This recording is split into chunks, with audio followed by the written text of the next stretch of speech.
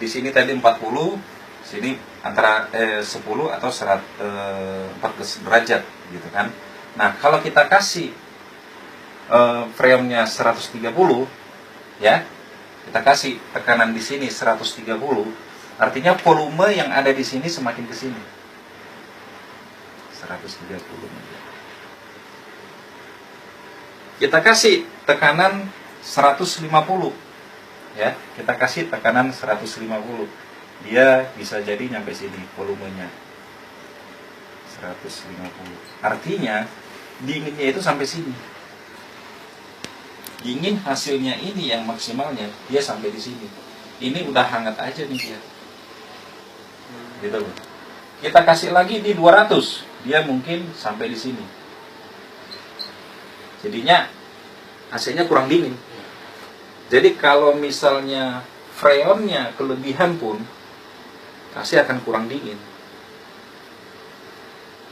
Nah, karena di sini volumenya banyak, setelah pada saat kompresor nyala, kompresor ini udah dimasukin semua ke sini, semakin padat lagi, ya kan? Cara kerjanya kompresor itu pun akan semakin berat.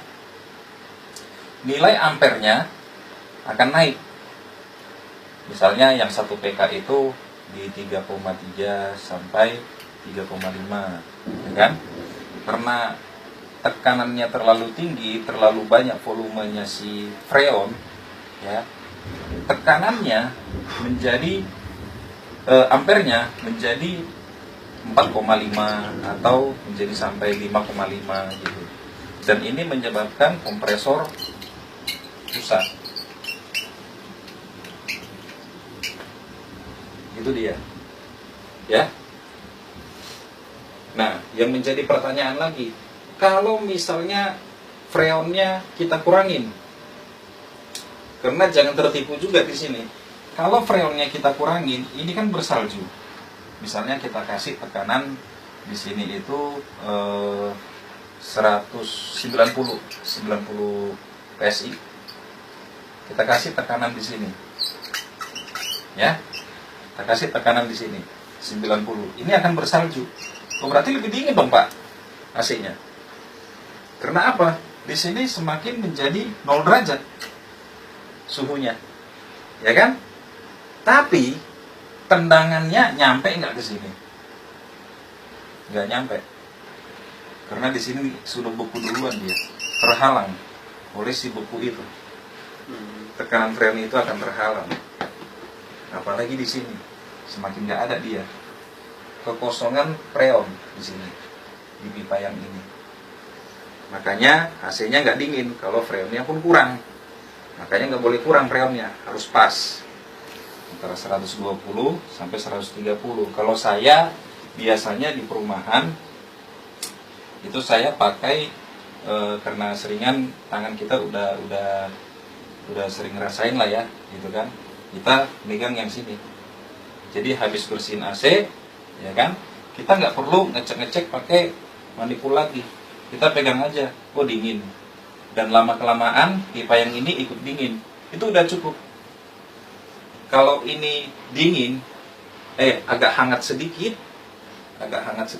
terus di sini dia hangat lagi, ya kan, berarti ada bermasalah dengan tekanan si freon itu, gitu loh. Paham ya nyampe sini? Oke. Nah, ini areanya jadi panas ya, karena dia bertekanan tinggi. Jadi si fan inilah yang membantu untuk membuang panas itu. Dibuang panasnya. Gitu. Nah, paham ya? Coba. Oke, yang ini sekarang saya mau jelasin lagi yang area sensornya ini. Ya, seandainya Pak, kok bisa freonnya itu kalau habis lampu timernya itu kedap-kedip, seolah-olah program timer itu sedang diprogram gitu. Oh, mungkin dari remote-nya, kan ada timernya di situ. Jangan pernah berpikiran seperti itu, ya. Kita coba riset aja dulu yang di remote-nya. kita matiin sistem timernya, tapi kok masih timer gitu. Karena apa? Ini sensor yang untuk evapnya ini tidak mendapatkan dingin dari si freon. Sensor udara memerintahkan ke kontrol supaya memberikan power ke area outdoor. Setelah outdoor ini running, nyala, dinginnya tidak sampai di sini. Artinya freon itu berkurang atau freon itu kelebihan. Tapi kalau kelebihan jarang ya. Kalau kelebihan dia jarang. Ini nggak terlalu mendeteksi karena masih ada udara dingin di sini. Jadi nggak terlalu mendeteksi dia. Nah, inilah yang akan memerintahkan si kontrol ini. Dia akan memerintahkan kontrol, kontrol. Ini freonnya kurang nih. Saya nggak dapat dingin, gitu. Itu kompresor bisa rusak. Matiin itu si kompresornya, dia matiin sama si kontrol ini. Aman si kompresor. Jadi sebelum terjadi kerusakan, kompresor ini sudah aman duluan. Itu dia. Nah, yang sering terjadi lagi kalau misalnya tekanannya terlalu tinggi, kita bikin di 200 PSI, yang sering bekerja untuk mengamankan si kompresor itu adalah overloadnya.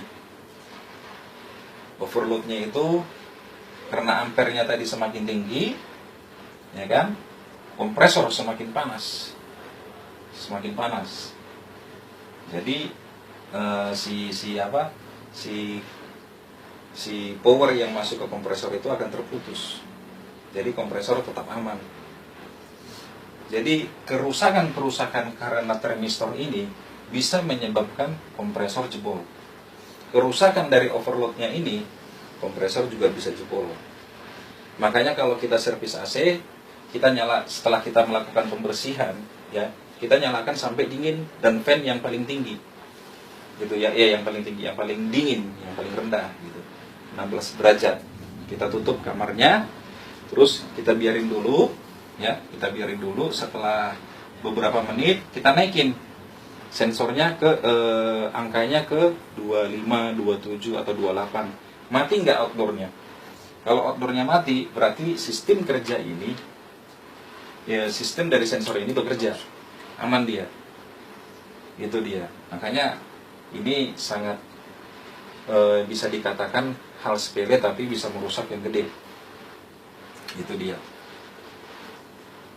Coba kan. Ya. Kemudian dari sistem kerja ini,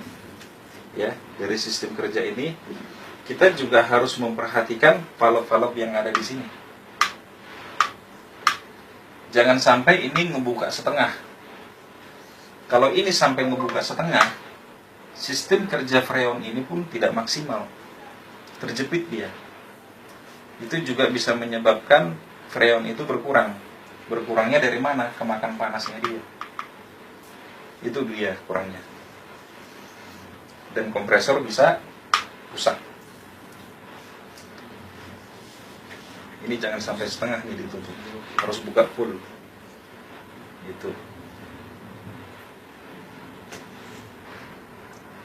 Nah, selain permasalahan daripada tekanan freon, lebih banyak permasalahan dari kontrolnya juga, dari termistornya, ya. Misalnya salah satu termistor rusak, misalnya termistor yang ini nih yang rusak, tetap lampu timer itu akan kedap-kedip. Sebenarnya lampu timer itu kedap-kedip itu bukan timernya yang bekerja, bukan timer, sistem program timernya itu yang bekerja, tapi dia memberikan indikasi, ada kerusakan nih. Tapi kita belum tahu dari mana. Kita bisa cek satu persatu. Itu dia. Ini kalau misalnya ini rusak. Ini pun kalau misalnya rusak sama, timer juga.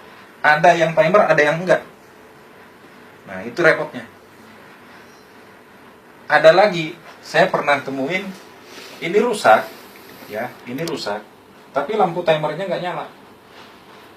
Jadi beberapa menit outdoornya mati, gitu kan. Terus nanti dia running lagi, tapi mati lagi, running lagi, mati lagi, itu dia. Pokoknya ngambilnya itu ya dari gerbang utama dulu.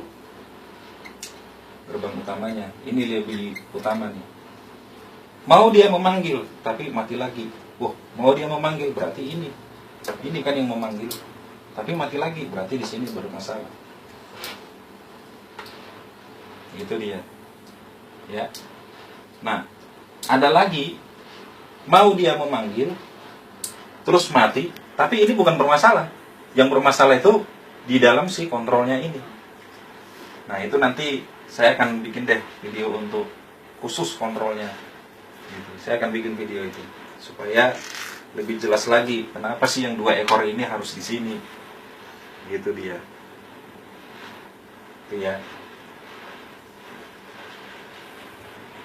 Ya, itu dulu ya untuk training kenapa AC itu bisa dingin, jalannya dari mana, dan sebagian kerusakannya. Dan saya minta itu logikanya untuk menerima sistem putarannya si freon itu. Kalau kita nggak mengerti sistem putarannya itu, untuk mendalamin ini lebih dalam lagi kerusakan yang lain akan sulit. Gitu. Kita jiwain ini. Itu dia ya. Oke, thank you.